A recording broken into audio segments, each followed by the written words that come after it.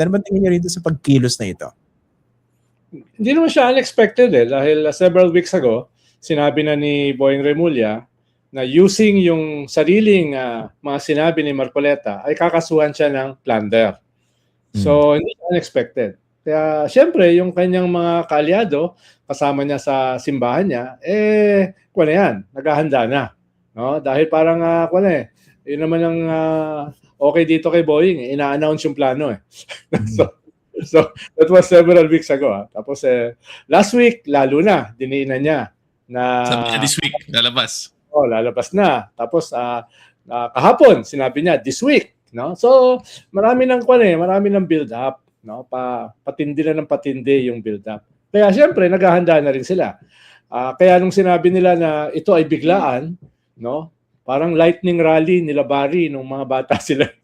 Yung biglaan rally. Diba? Parang hirap na maniwala na yung bus-bus. Lightning konti lang. Hindi, tsaka yung bus-bus galing sa mga probinsya, no, ay parang kanina lang pinagpasyahan. Diba? Kanina lang yung mga backpack pa no? Yun yung medyo nakakatawa. No? Yun yung medyo nakakatawa.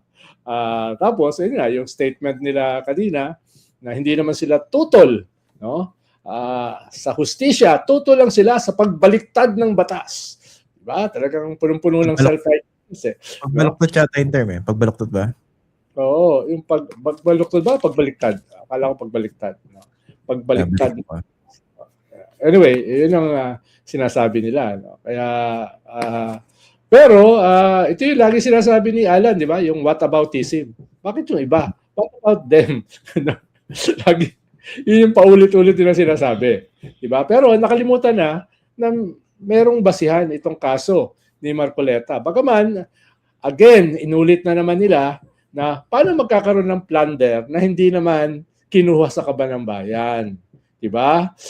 Mismo ang COMELEC, sinabi na walang batayan itong campaign contribution na ito para kasuhan. Diba? Magkaiba yun.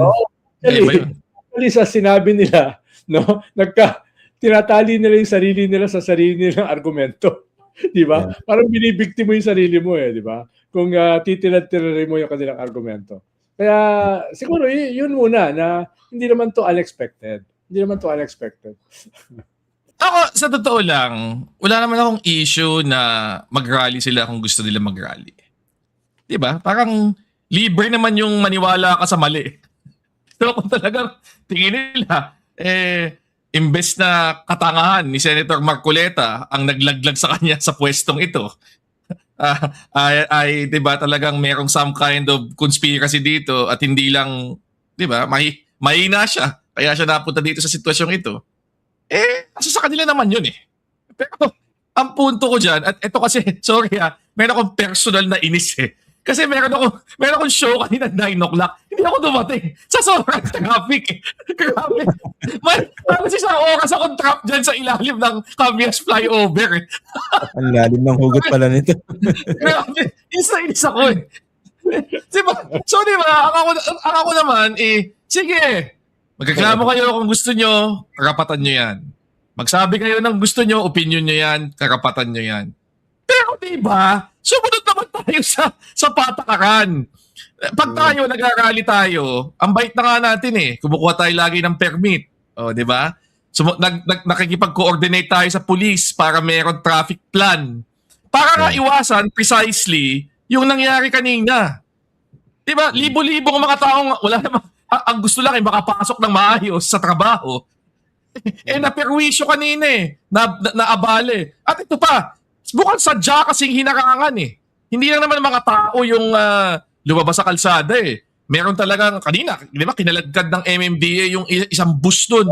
Na talagang bus. Kinalander talaga doon sa gitna. So di ba, ang intention talaga, guluhin yung mga tao. At para sa akin naman, yun naman yung mali Teka, may tanong ko. Diba, sige. Pwede bang panagutin yung pamunuan ng iglesia dyan? Dahil sa nangyari na yan? Well, unang-una, yung violation ng BP 880 yan. Kasi sa ilalim ng BP 880, kailangan mong mag-apply for a permit at least 5 working days bago yung scheduled rally. At kung mag-occupy ka ng kahit na anong public thoroughfare, kalsada, kailangan mong makipag-coordinate doon sa local government at sa police para nga meron kayong traffic plan. Kasi ang ideya dito, may karapatan tayong lahat na mag-rally, magpahayag ng ating mga damdamin, ating mga opinyon, pero hindi naman dapat yan lumalabag sa karapatan ng mga taong wala sa rally na yon na maargabyado sila at maperwisyo sila nitong paghaharang natin sa kalsada. Yun lang naman yun ganun kasimple. Hindi naman hindi naman... Meron ba mga angahas na panagutin yung liderato ng iglesia? Ayun Dahil sa ito nga, binigyan nga sila ng ano, di ba, ng permit hanggang bukas. Bigla nagka-permit.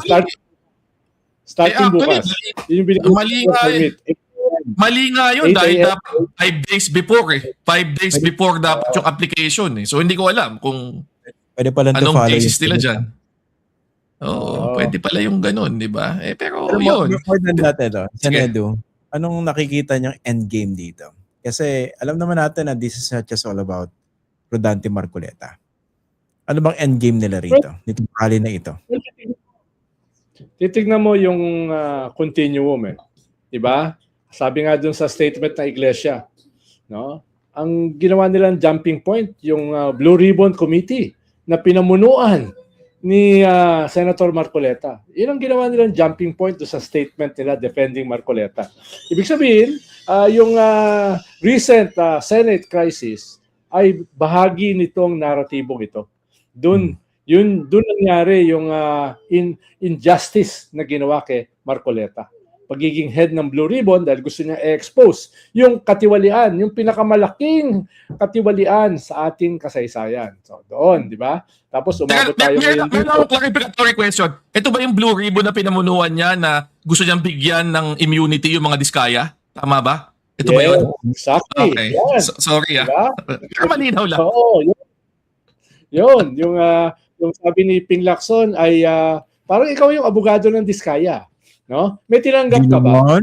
Hindi naman. Kayo naman. Hindi naman obvious. Talaga. Parang may tinanggap ka. Alam mo naman si Ping, ganun ka diretso, di ba? Oo. Yun yung jumping point.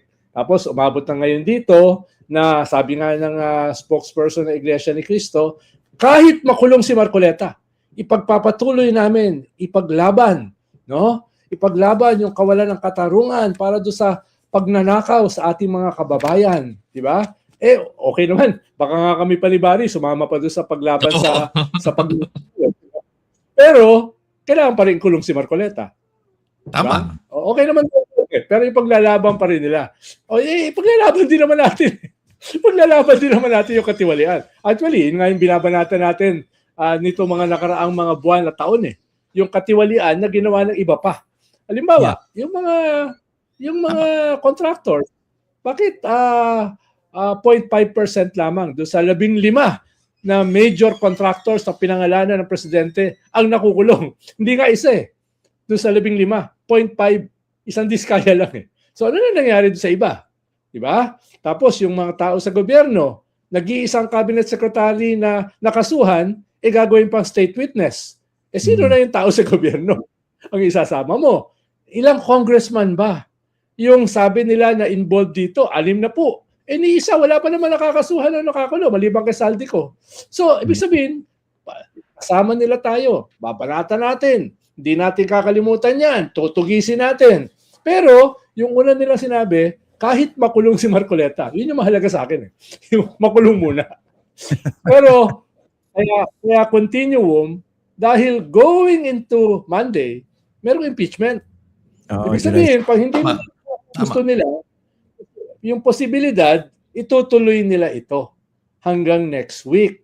Diba? Dahil nagdadatingan pa lang ngayon galing sa mga probinsya yung pero mga sasama Pero, so itutuloy nila ito next week at alam mo naman, sabi nga ni Jing Paras at saka ni Caselis kanina ay Vice President, handa ka lang.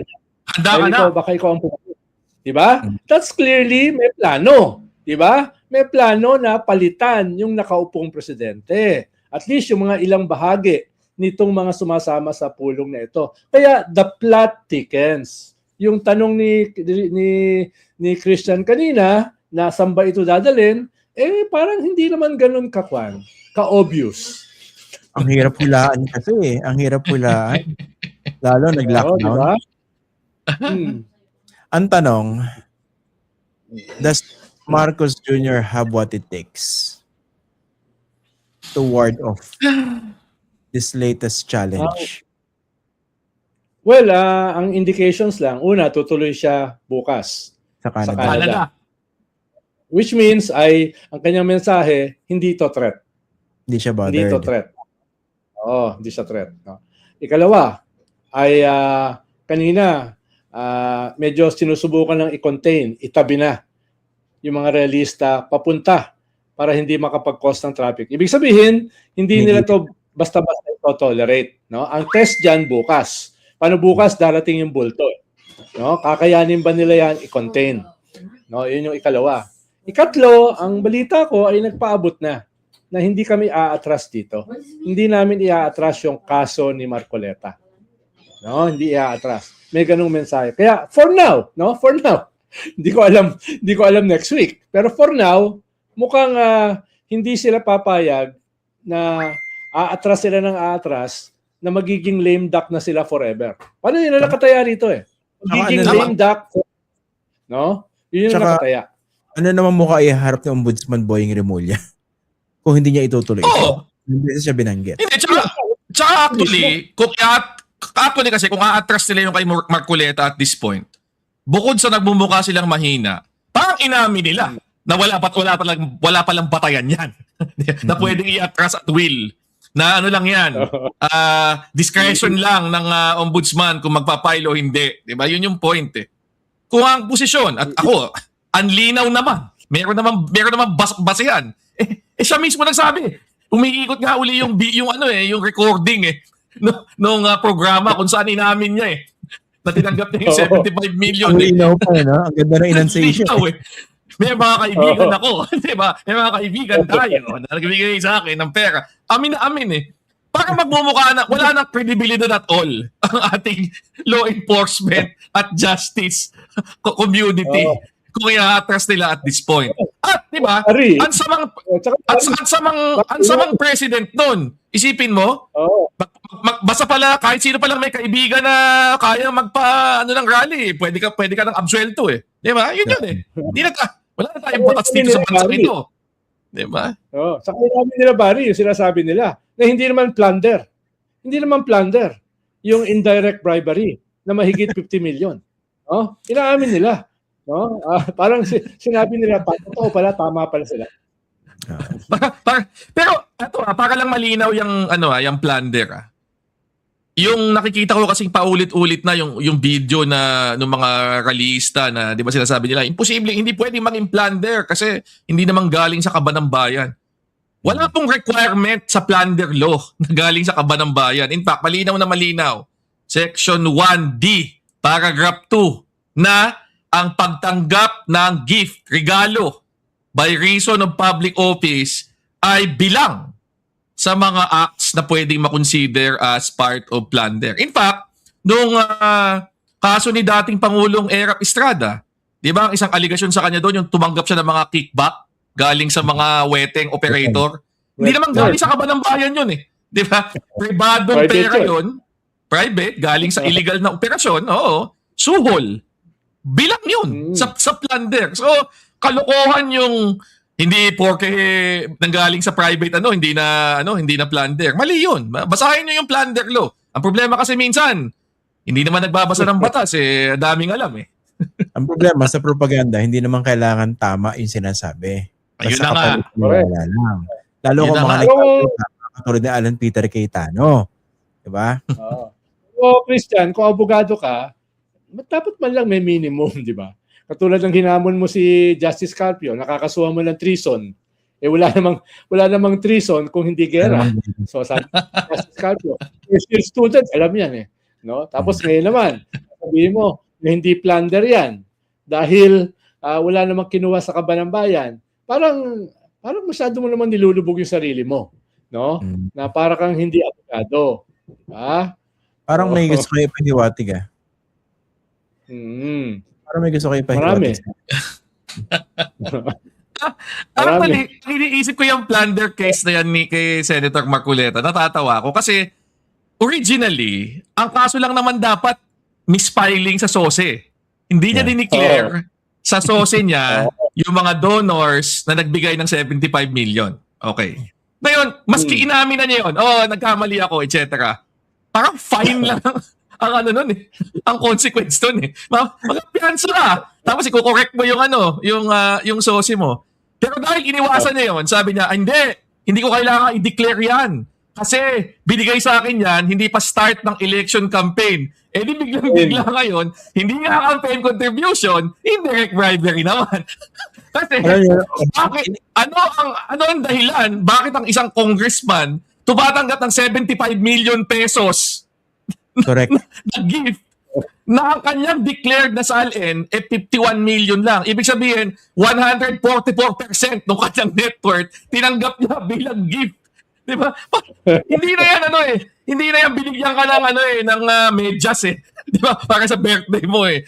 O binigyan ka ng ball pen. Dati ba magandang pen eh. Di ba? Yan, regalo ka, happy birthday ko. Binigyan ka 75 million. sabi pa ni Magdefensor, hindi naman ako nakinabang eh. Sa binigay namin na yan eh.